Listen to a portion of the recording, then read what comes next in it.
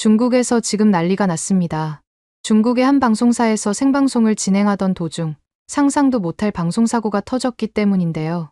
해당 방송사에서는 원래 한국 문화의 실체를 중국 국민들에게 까발리기 위한 목적으로 생방송을 편성했지만 정작 생방송이 시작되자 진행자는 그 누구도 상상하지 못했던 충격적인 내용들을 8분 만에 모두 폭로했다고 합니다. 결국 단 8분짜리 영상 하나로 인해 방송사를 비롯한 중국 대륙 전체가 아비규환이 되어버린 건데요. 심지어 몇몇 중국 국민들은 그 경고했던 중국 정부의 검열이 결국 뚫려버린 것 아니냐는 반응까지 보이고 있는 상황입니다. 하지만 정작 이 사건을 주도했던 방송 진행자는 단순한 검열 뚫기가 아닌 진짜 목적이 따로 있었다는 주장을 하고 있다는데요. 그렇다면 해당 진행자는 어쩌다가 이런 계획을 하게 된 건지, 그리고 그가 내보낸 8분짜리 장면이 대체 어떤 내용을 담고 있었는지 함께 알아보러 가실까요? 잠깐 1초 만에 누를 수 있는 좋아요 버튼만 눌러주신다면 영상 제작에 큰 힘이 됩니다. 안녕하세요. 저는 상하이에서 기자로 일하는 리징입니다. 오늘 여러분께 들려드릴 이야기는 한국 취재 도중에 겪었던 놀라운 경험에 관한 건데요. 그날 이후로 제 인생이 완전히 달라졌습니다.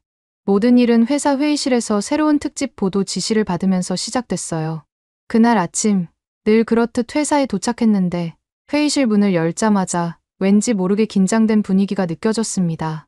평소와 달리 동료 기자들이 조용히 앉아 있었고 국장은 굳은 얼굴로 두꺼운 보고서 더미를 책상 위에 툭 내려놓았어요. 창문으로 들어오는 햇빛이 그 보고서를 비췄는데 이유는 모르겠지만 마음이 살짝 불안해졌습니다. 리징, 이번 K컬처 비판 특집을 네가 맡아줬으면 좋겠어. 국장의 말에 저는 잠시 당황해서 말이 나오지 않았어요. K-팝이나 한국 드라마에 딱히 푹 빠진 적은 없었지만 그렇다고 나쁘게 생각한 적도 없었거든요. 그냥 평범한 취재 과제일 거라 여겼던 순간 국장이 건네준 보고서를 보니 머릿속이 뒤흔들렸습니다. 보고서를 넘기자마자 K컬처가 청소년에게 나쁜 영향을 끼치고 한국이 중국 문화를 따라한다는 내용이 눈에 들어왔어요. 특히 아이돌이 너무 화려하고 퇴폐적이다라거나 김치와 한복이 원래 중국에서 시작됐다는 단호한 문장들이 적혀 있었죠. 그걸 읽는 순간 온몸에 소름이 돋았습니다. 이게 정말 제대로 된 취재 주제인지 의심이 들었어요. 뭔가 잘못된 방향으로 가고 있다는 느낌이 강했지만 회의실에 앉아있던 다른 사람들은 태연하게 고개를 끄덕이고 있었어요. 마치 이런 생각이 당연하다는 듯한 분위기였죠. 담당 간부가 말을 이어갔어요. 최근 BTS가 한미 관계를 강조하며 중국을 무시했다는 논란이 다시 떠올랐어. 그들의 행동과 팬들의 과한 소비를 집중적으로 다뤄야 해. 저는 속으로 그 말이 얼마나 사실인지 확신이 안 섰어요. BTS 논란은 이미 오래전에 잠잠해진 일인데 왜 이제 와서 다시 꺼내는 건지 궁금했죠. 회의실에서 저만 혼자 어리둥절한 표정을 짓고 있었던 것 같아요. 다른 동료들은 마치 미리 짜놓은 대본처럼 아무 질문도 하지 않았습니다.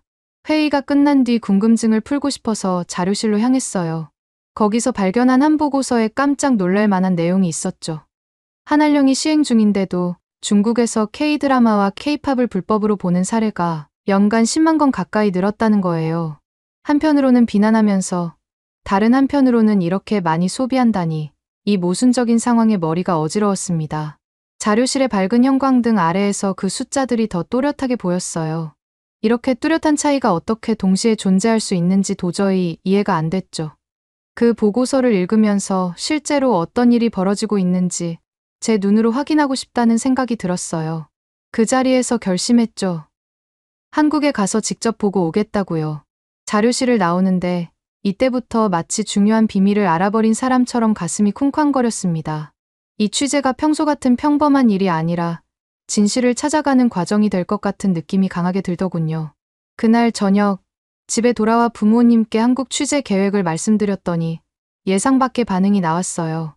중국 정부가 한국 아이돌을 왜 꺼리는지 알 것 같다고 아버지가 말씀하셨어요. 남자애들이 화장하고 춤추는 모습이 좀 어색하지 않니? 어머니도 고개를 끄덕이며 맞장구를 치셨죠. 그 순간 세대마다 생각이 이렇게 다를 수 있구나 하고 새삼 깨달았어요. 부모님 반응에 잠시 당황해서 말이 안 나왔습니다. 부모님까지 이렇게 느끼신다면 이런 편견이 얼마나 많은 사람들에게 퍼져 있을까 싶더라고요. 더 이상 대화를 잇지 않고 방으로 들어가 노트북을 켰습니다. 회사 내부망에 들어가 예전 보도 자료를 찾아봤어요. 거기엔 한국이 중국 문화를 베꼈다거나 김치의 기원은 중국이라는 식으로 감정을 자극하는 문장들이 가득했죠.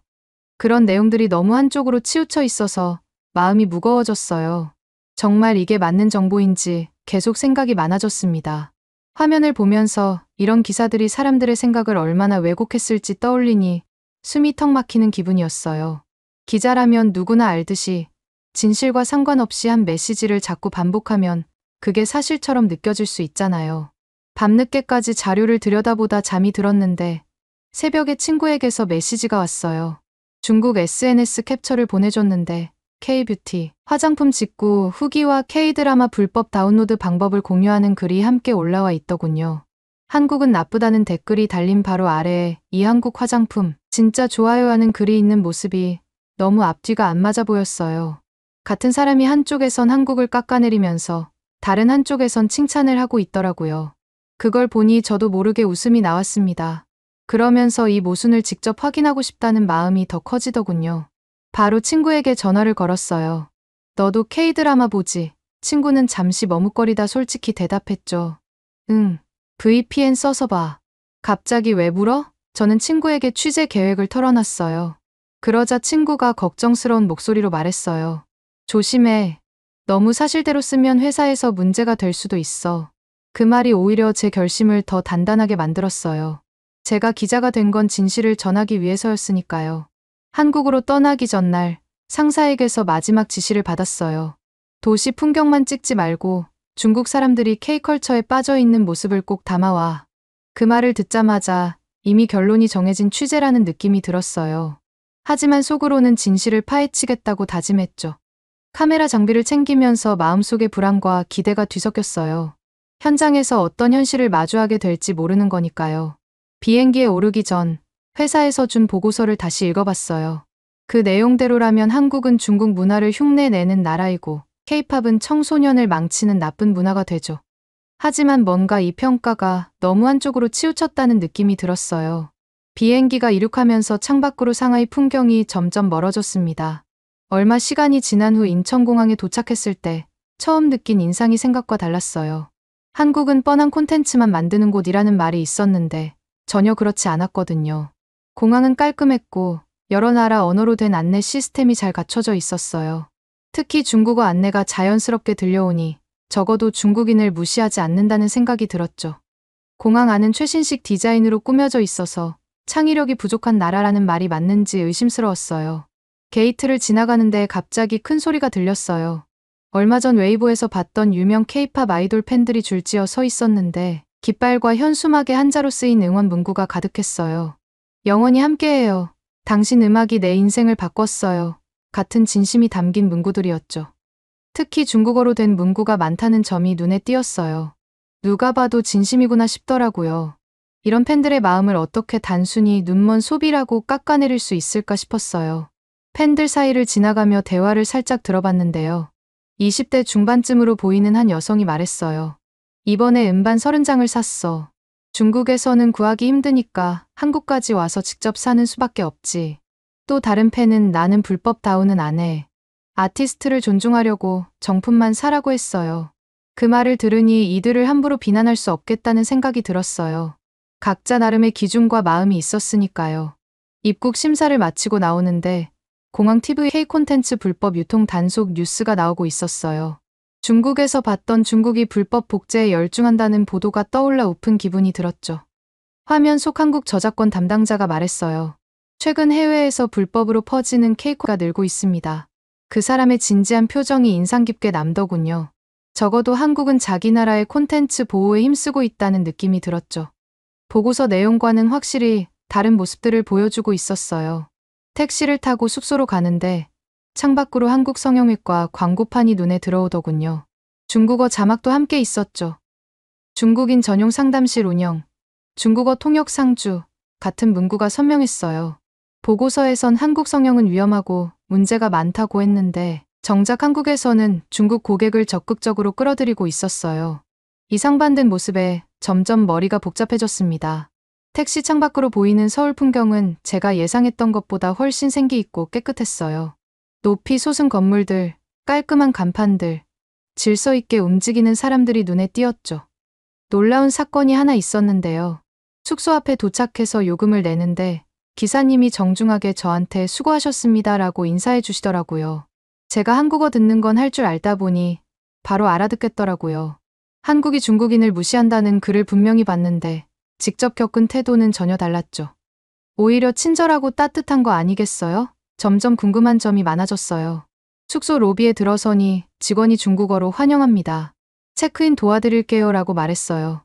중국어 억양이 완벽하진 않았지만 외국인을 배려하려는 마음이 느껴졌어요. 이런 작은 행동에도 마음이 살짝 따뜻해졌답니다. 숙소에 들어가 짐을 풀고 창밖을 내다봤어요. 서울의 밤 풍경이 눈앞에 펼쳐졌죠. 반짝이는 네온사인, 높은 빌딩들, 바쁘게 움직이는 사람들까지 이 도시는 분명 독특한 활력이 있었어요. 내일부터 본격적인 취재를 시작한다는 생각에 설렜지만 한편으로는 걱정도 됐어요. 만약 제가 발견한 사실이 회사의 기대와 다르다면 어떻게 해야 할까 고민하며 잠이 들었어요. 다음 날 아침, 새로운 마음으로 취재를 시작했어요. 본사에서는 K-팝 팬들의 과한 소비와 혼란스러운 모습을 찍어오라고 했죠. 명동 거리 한가운데 있는 K-팝 굿즈 가게에 갔는데 가게 안이 중국인 관광객들로 북적이더라고요. 사람들이 단체로 앨범과 포토카드를 잔뜩 사는 모습이 눈에 띄었죠. 그들의 열정적인 모습을 보니 이게 단순히 돈을 쓰는 게 아니라 진짜 좋아하는 마음에서 나온 행동처럼 느껴졌어요. 한 중국인 고객이 BTS 앨범을 10장 넘게 사는 걸 보고 살짝 다가가 물어봤어요. 팬사인회 응모권 때문에요. 한 장으론 당첨되기 힘들거든요. 그 사람의 얼굴에서 열정이 넘쳤어요. 단순히 눈먼 소비라고 하기엔 좋아하는 아티스트를 향한 진심이 담겨 있었죠. 가게 주인과도 이야기를 나눠봤어요. 중국 손님들이 매출의 70% 이상을 차지해요. 한알령 때는 정말 힘들었죠. 지금도 공식적으로는 금지돼 있지만 개인적으로 오시는 분들이 많아요. 가게 안을 돌며 영상을 찍는데 갑자기 한쪽에서 시끄러운 소리가 들렸어요. 처음엔 피곤한 직원과 손님 사이의 사소한 다툼인가 했죠. 소리가 커지자 궁금해서 그쪽으로 가봤어요. 멀리서 보니 한국인 직원과 몇몇 손님이 말다툼을 하는 것 같더라고요. 이렇게 비싸게 팔면서 할인도 안 해줘. 터무니없네. 한 여성의 목소리가 날카롭게 들렸어요. 분명 저는 처음엔 한국 손님이 가격에 불만을 터뜨리는 줄 알았습니다. 한국어로 들렸거든요. 그런데 가까이 가보니 서툰 한국어와 중국어를 섞어 말하고 있었어요. 서로 중국어로 의견을 나누다가 직원에겐 어색한 한국어로 따지는 모습이었죠. 순간 당황스러웠어요. 같은 중국인들이 이런 소란을 일으키다니 말이에요. 정말 싸게 해달라고 했는데 우리가 이렇게 많이 사는데 할인도 안 해줘. 한 중국인 관광객이 한국어와 중국어를 뒤섞어 목소리를 높였어요. 그들끼리 중국어로 여기 직원들은 중국인만 보면 비싸게 받으려 한다는 말이 오갔어요. 직원은 당황한 얼굴이었지만 침착하게 대응하려 했어요. 죄송하지만 저희는 정찰제로 운영해서 할인이 어렵습니다. 많이 사시면 작은 선물을 드리고 있어요. 직원의 설명에도 그들은 점점 더 큰 소리로 따졌어요. 주변에 있던 다른 손님들, 특히 한국인과 일본인, 관광객으로 보이는 분들까지 불편한 표정으로 지켜보고 있었어요. 제가 카메라를 들고 있는 걸 눈치챈 한 중국인 관광객이 저를 보며 고개를 끄덕였어요. 마치 봐요. 우리가 차별받고 있잖아요 라고 말하는 것 같았죠. 제가 중국어로 무슨 문제인가요? 라고 묻자 그들의 표정이 살짝 변했어요. 같은 중국인이라는 걸 알아챈 모양이었죠. 당신도 중국인이니까 알 거예요. 우리가 이렇게 많이 사는데 한국 가게들은 늘 불친절해요. 한 여성이 말했어요. 하지만 저는 그들의 행동을 보면서 전혀 동의할 수 없었어요. 오히려 지나친 요구와 큰 소리가 문제였죠. 직원은 끝까지 예의 바르게 대했고 규정을 설명하려고 애썼을 뿐이니까요. 영상을 찍으면서도 마음이 불편했어요. 같은 중국인으로서 정말 부끄러웠죠. 이런 행동 때문에 중국인 전체가 나쁘게 보일까 걱정됐어요. 게다가 이건 제가 취재해야 할 과한 팬덤과는 전혀 달랐어요. 그냥 가격을 깎아달라고 떼쓰는 진상의 모습에 불과했죠. 그때 근처 가게 주인들이 소란을 듣고 나와 상황을 정리하려 했습니다. 무슨 일이에요? 도와드릴 일이 있으면 말씀해 주세요. 다른 가게 주인이 나서서 중재하려 했지만 그들은 더 화를 냈어요. 그러더니 놀랍게도 한 명이 휴대폰을 꺼내 SNS 생방송을 시작하더군요. 여러분, 지금 명동에 있는데요. 중국인을 차별하는 모습을 보세요. 마치 미리 준비라도 한 듯 웨이보 생방송을 켰어요.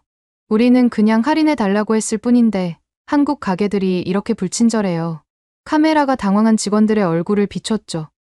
저는 그 모습이 오히려 중국 피해자라는 잘못된 이미지를 만들어내는 것 같아서 마음이 더 복잡해졌어요. 이게 회사에서 원하는 중국인 차별 사례일까? 하지만 제가 본 건 그들의 무례한 태도였어요. 게다가 생방송에서 상황을 완전히 왜곡해서 말하고 있었죠.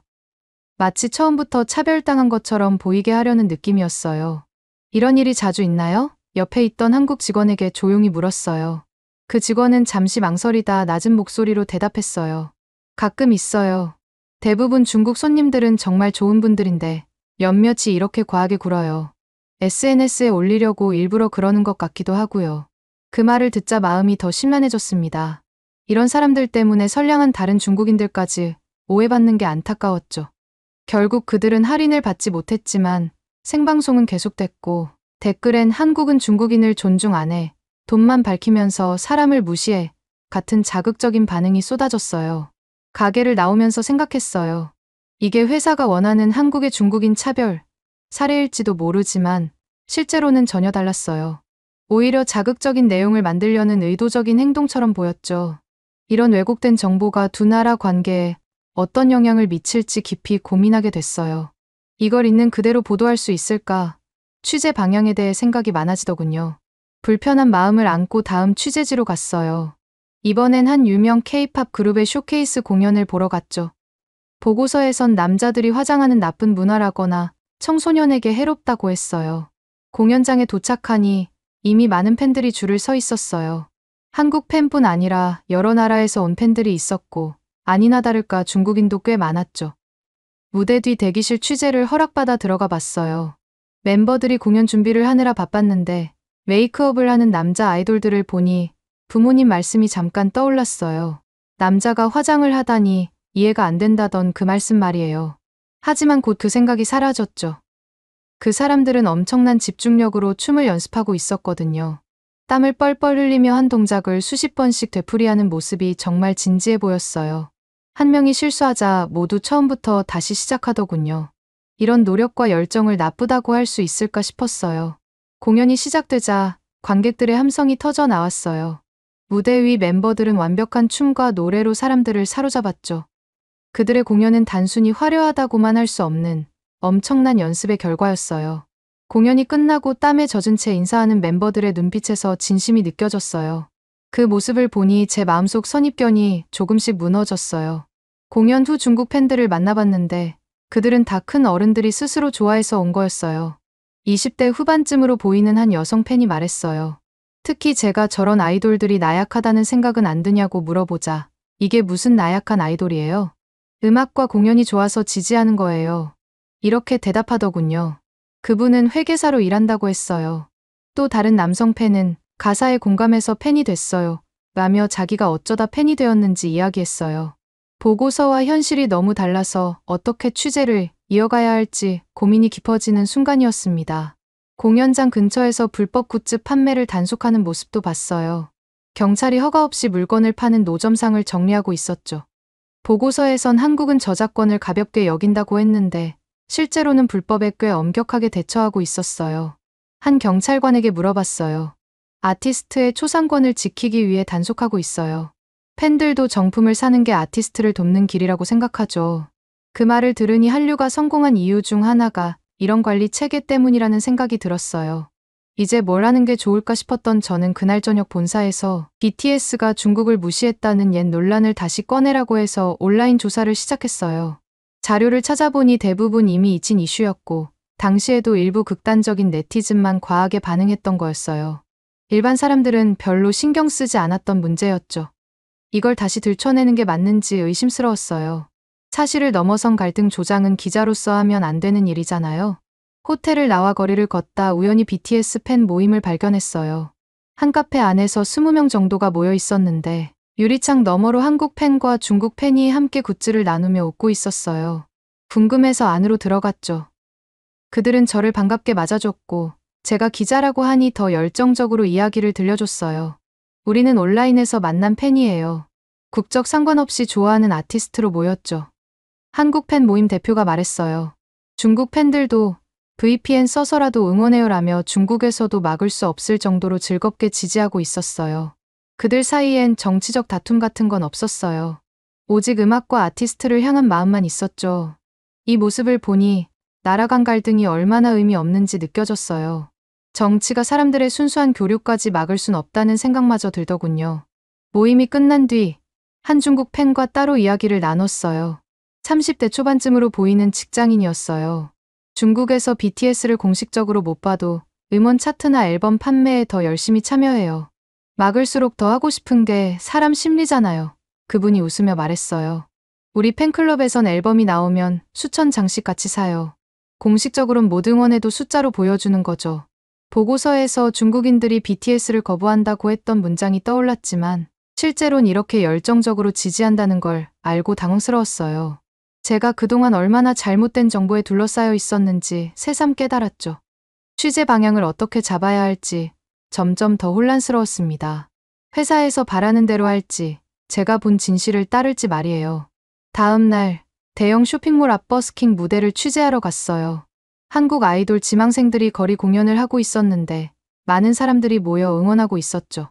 그런데 이때도 저는 두 눈을 의심할 수밖에 없었습니다. 또 중국 사람들이었거든요. 갑자기 일부 중국 팬들이 자리 문제로 스태프와 크게 다투는 거 아니겠어요? 그들은 무대 가까이에서 사진을 찍으려다 경계선을 넘었고 스태프가 막자 화를 냈어요. 너희가 우리한테 이래도 돼. 중국을 무시하는 거야. 고 소리 지르며 SNS 생방송을 시작했어요. 휴대폰을 들고 한국에서 중국인이 이런 대우를 받아요라며 중계하는 모습이 정말 민망했어요. 상황을 제대로 보여주지 않고 마치 일방적으로 당한 것처럼 꾸미는 태도가 불편했죠. 그 모습을 보며 같은 중국인이라는 사실이 수치스러울 지경이었습니다. 보고서에선 한국이 중국 팬을 괴롭힌다고 했지만 실제론 일부 중국 팬들이 과격하게 굴고 있었어요. 규칙을 지키라는 당연한 요청을 민족 차별로 몰아가는 모습이 안타까웠죠. 이틀 연속이나 이런 광경을 보다 보니 온갖 생각이 다 들더군요. 이런 장면을 어떻게 보도해야 할까 싶기도 했고요. 회사에서는 분명 한국의 차별을 강조하라고 할 텐데 제가 본 건 전혀 다른 모습들이잖아요. 얼마 시간이 안 지나서 경찰이 와서 상황을 정리했지만 SNS엔 한국 스태프가 중국인을 차별했다는 짧은 영상만 남았어요. 댓글엔 역시 한국은 중국을 무시해, 돈만 좋아하면서 사람을 깔봐 같은 비난이 넘쳤어요. 감정을 자극하는 이런 행동이 문제라는 걸 느끼며 속이 답답했습니다. 제가 만들어야 할 보도가 이런 왜곡된 모습을 더 부추기게 될 게 뻔하기도 했고요. 그 불편한 마음을 안고 명동 뷰티로드를 취재하러 갔어요. 거리 양쪽에 화장품 가게가 줄지어 있었고 간판엔 한국어와 중국어가 함께 쓰여 있었는데요. 가게 안은 중국인 관광객들로 붐볐고 어떤 곳에선 중국 왕홍들이 생방송을 하고 있었어요. 휴대폰으로 제품을 소개하는 모습이 눈에 띄었죠. 아, 참고로 왕홍이라는 건 인플루언서 같은 개념이라고 생각하시면 됩니다. 아무튼 어떤 왕홍이 제품을 소개하는데 채팅창에서 한국 뷰티는 다 성형미인이라는 비난이 올라왔어요. 하지만 동시에 구매 링크는 엄청난 클릭수를 기록하고 있었죠. 보고서에선 성형은 위험하다고 했지만 현실의 소비 열기는 정반대였어요.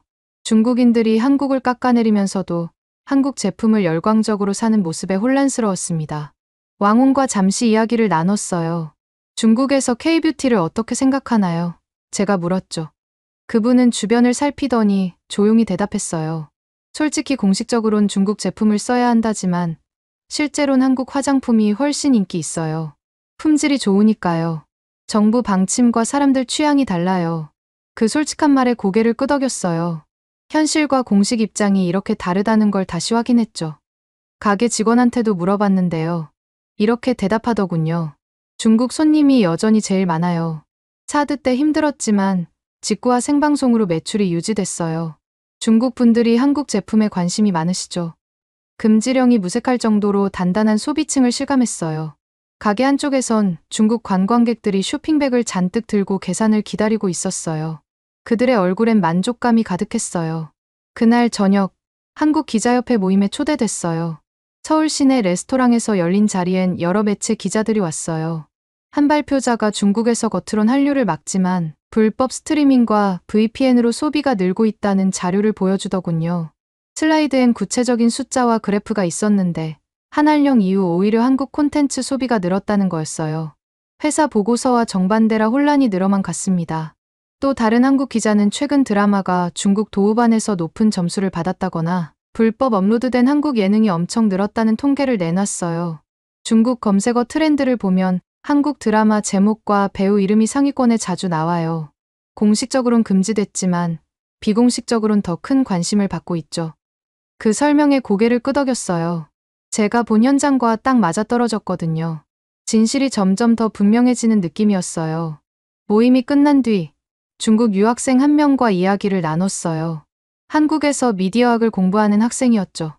중국 SNS에서 한류를 욕하는 사람들도 있지만 실제론 밤새 드라마를 보는 친구들이 많아요. 안 본다고 하면서도 내용은 다 아는 경우도 많고요. 이런 모순이 흔하죠. 그 말에 웃음이 나왔어요. 감정과 실제 행동이 이렇게 따로 놀고 있다는 걸 다시 느꼈어요. 점점 마음이 무거워졌어요. 이 진실을 어떻게 보도해야 할까? 그 자리에서 만난 또 다른 기자가 연길시에 있는 한국의 벽을 아세요? 라고 물었어요. 처음 듣는 얘기라 고개를 저었죠. 중국 안에서도 한류를 즐길 수 있는 명소를 만들어서 왕홍들이 밤마다 조명을 배경으로 생방송을 해요. 그분이 태블릿으로 사진을 보여줬어요. 연변대학교 앞에 위치한 거리는 네온사인과 한국 스타일 카페로 가득했어요. 조선족 정체성과도 연결돼 있다는 설명을 들으니 복잡한 기분이 들었어요. 중국 본토에서도 한국 문화를 따라하고 알리는 현장이 있다니 놀랍더군요. 거긴 매일 밤 젊은이들로 북적여요. 특히 대학생들이 한국 아이돌처럼 꾸미고 거리를 다니죠. 정부가 한류를 막는 동안에도 이런 교류는 멈추지 않았어요. 그 설명을 들으며 문화의 힘이 정치적 장벽을 넘는다는 걸 실감했어요. 이런 모습도 취재에 담아야겠다고 생각했어요. 다음 날 아침, 본사에서 사드 갈등 이후 한한령이 한류를 잘 막아냈다고 보도하라는 지시가 왔어요. 이메일을 읽는 순간 마음이 무거워졌죠. 그와 반대되는 현장 정보를 모으기 위해 한류 불법 유통 단속 자료를 확인하기로 했어요. 지시와 다른 길이지만 진실을 알고 싶었거든요. 한국 저작권 협회에 연락해 인터뷰를 잡았어요. 경찰과 저작권 단체 관계자를 만나 놀라운 이야기를 들었어요. 매년 불법 유통 단속 건수가 엄청 늘고 있어요. 중국 팬들이 불법으로라도 한국 드라마를 찾는 거죠. 한한령 이후 오히려 더 활발해졌어요. 담당자가 자료를 보여줬어요. 2016년엔 연간 5만 건 정도였는데 지금은 10만 건을 넘었어요. 한한령이 오히려 반대 효과를 낸 셈이에요. 그 말에 고개를 끄덕였어요. 금지된 게 더 끌리는 건 사람의 본성일지도 모른다는 생각이 들었죠. 단속 담당자가 보여준 통계엔 2023년 상반기에만 2만 건 이상의 한류 콘텐츠 불법 유통이 적발됐다는 숫자가 있었어요. 이건 일부일 뿐이에요. 실제론 훨씬 더 많을 거예요. 그 말을 들으며 회사 지시인 한국 콘텐츠가 약해졌다는 내용과 현실이 얼마나 다른지 다시 확인했어요. 보고서와 실제 데이터를 어떻게 맞춰야 할지 고민이 깊어졌어요. 제 양심과 회사 지시 사이에서 무엇을 택해야 할까 고민이 깊어지더군요. 취재를 끝내려는 때 지하철역에서 결정적인 장면을 봤어요. 공연을 보고 나온 중국 팬 무리가 공공장소에서 시끄럽게 떠들고 쓰레기를 아무렇게나 버리고 있었어요. 음료컵, 과자 봉지, 팬사인회 응모권 등이 바닥에 널려 있었죠. 주변 승객과 역무원이 정중히 자제를 부탁했지만 그들은 우리한테 이러는 건 중국을 무시하는 거야 라며 소리를 지르고 SNS 생방송을 켰어요. 같은 중국인으로서 얼굴이 뜨거워졌습니다. 그중 한 명이 한국이 한복과 김치를 빼앗으면서 우리한테만 엄격하다고 억지로 감정을 부추겼어요. 그 말이 보고서에 편향된 주장을 닮았다는 생각이 들었지만 실제론 이들의 행동이 질서를 어기는 문제라는 걸 깨달았어요. 정말 부끄러웠죠. 카메라에 담으면서도 마음이 무거웠어요. 이런 모습 볼 때마다 그 수많은 중국인들이 전부 저런 사람들 때문에 오해받는다는 게 억울하다는 생각만 들더군요. 역무원이 차분히 말했어요. 쓰레기통이 저기 있으니 버려주시면 감사하겠습니다. 아주 기본적인 부탁이었는데 그들은 이를 차별로 받아들이고 있었어요. 결국 역무원의 침착한 대응으로 상황이 정리됐지만 주변 한국인들의 시선이 엄청나게 따갑더군요. 큰 충돌 없이 지나갔지만 한국 사람들의 눈빛에서는 안타까운 연민까지 느껴질 정도였습니다. 그렇게 다사다난했던 한국 취재를 마치고 상하이로 돌아가는 비행기 안에서 그동안의 경험을 정리했어요. 회사에서 지시한 내용과 제가 직접 본 현실은 크게 달랐어요. 한쪽에선 한국 문화를 비난하라고 하면서 다른 한쪽에선 열정적으로 소비하는 모습. 이런 두 얼굴을 있는 그대로 보도하는 게 맞을까? 아니면 회사 뜻대로 그냥 맞춰주는 게 나을까? 상하이에 도착했을 때 역시 회사에서는 제가 한국을 깎아내리는 보도를 내놓길 기대하고 있었어요. 급하게 생방송 특집이 잡혔죠. 국장과 간부들은 리허설에서 한국의 나쁜 점만 강조해 달라고 단단히 주문했어요. 특히 중국 문화를 따라한 부분과 퇴폐적인 아이돌 문화를 집중적으로 다뤄줘. 국장의 지시는 단호했어요. 하지만 저는 이미 마음을 굳혔어요. 진실을 말하겠다고요. 리허설 후 화장실에서 거울을 보며 스스로에게 물었어요. 정말 이대로 해도 괜찮을까? 직장을 잃을지도 모른다는 불안이 밀려왔지만 기자로서의 양심이 저를 붙잡아 주더군요. 부모님 생각도 났고 부모님이 실망하실지도 모르지만 그래도 전 진실을 말하는 게 옳다고 믿었습니다. 그렇게 깊게 숨을 들이쉬고 스튜디오로 들어갔죠. 생방송이 시작되자 저는 결심한 대로 현장에서 본 사실들을 터뜨리기 시작했어요.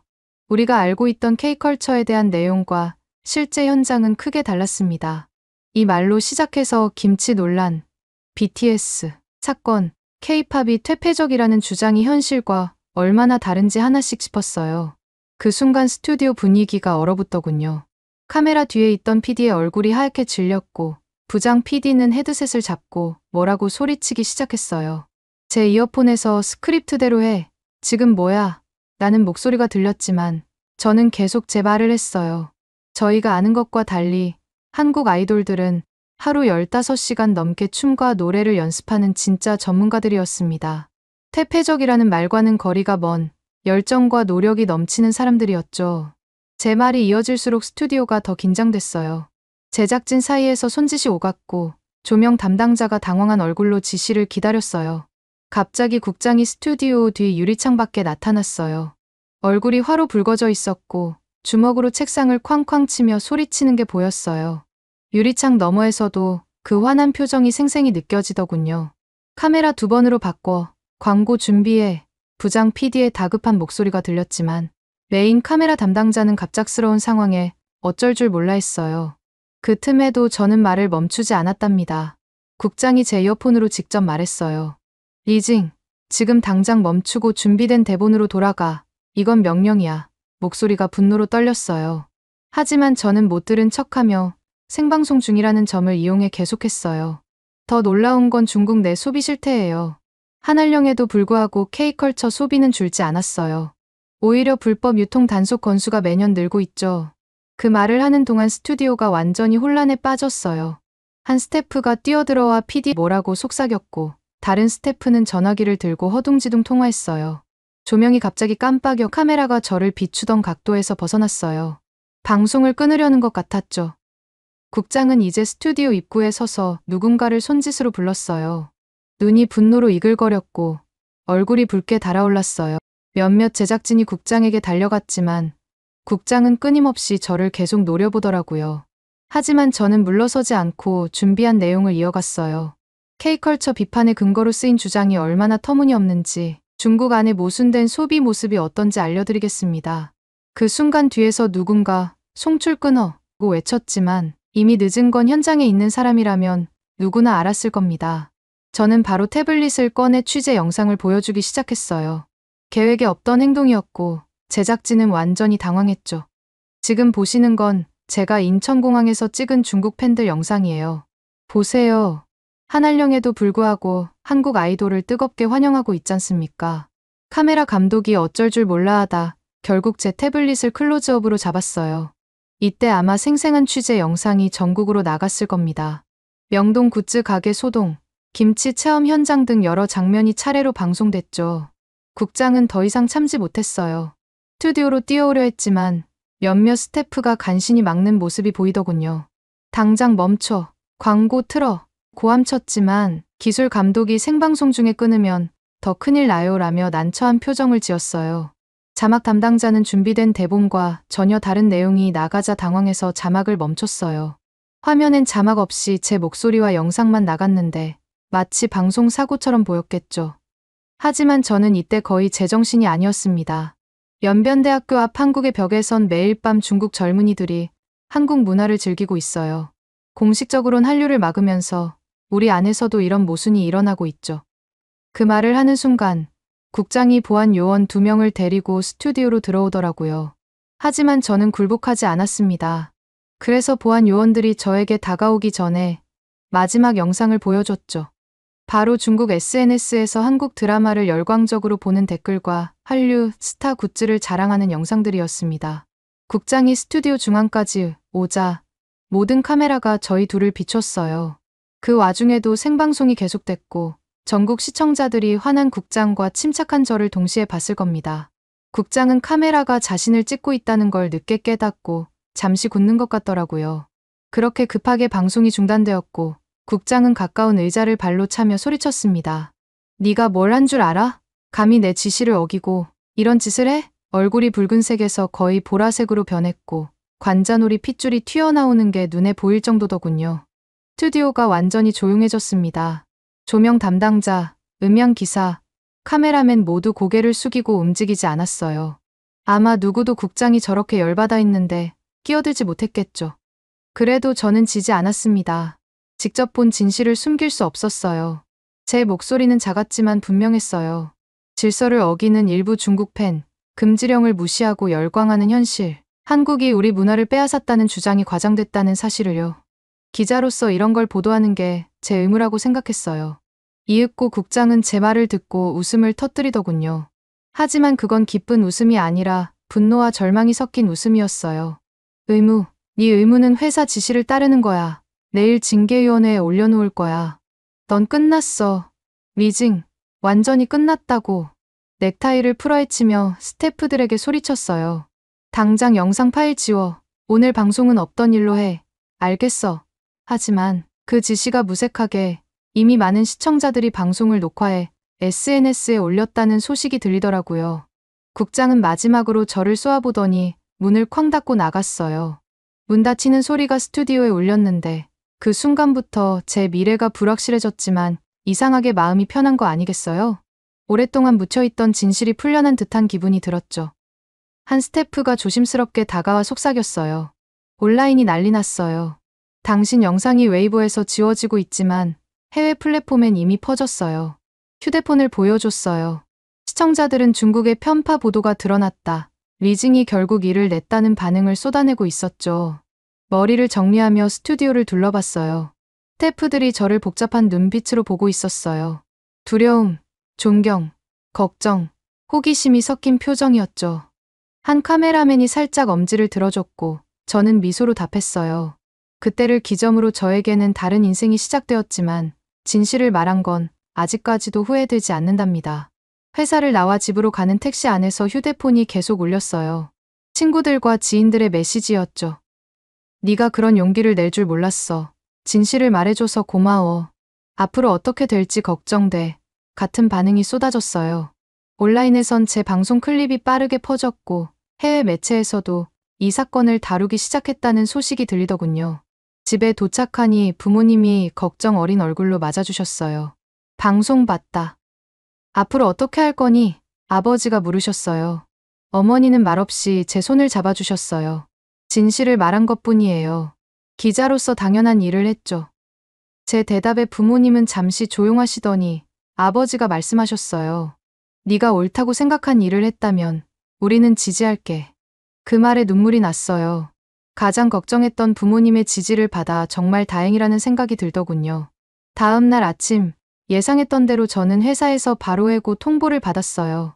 마음먹고 저지른 일이었지만 그래도 실제로 해고 통보를 받게 되니 마음이 복잡하더군요. 하지만 동시에 웹사이트, 블로그, SNS에서 제 행동을 지지하는 목소리가 커졌어요. 특히 젊은 층 사이에서 리징은 진실을 말했다는 해시태그가 유행했다는 소식을 들었어요. 해외 언론에서도 중국 기자의 용감한 행동이라는 제목으로 기사가 나온 거 있죠. 물론 비난도 있었어요.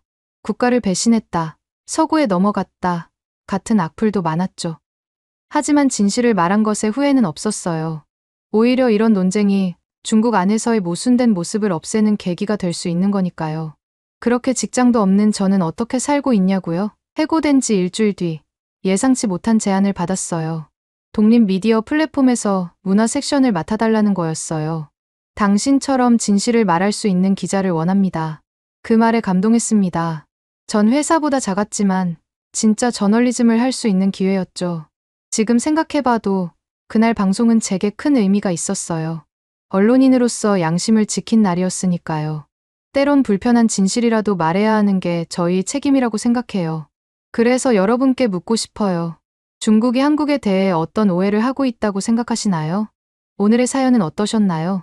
외국인들이 한국에 대해 겪은 해외 감동 사연을 계속해서 보고 싶다면 구독과 좋아요 부탁드려요. 긴 영상 시청해주셔서 감사합니다. 오늘도 행복한 하루 보내세요.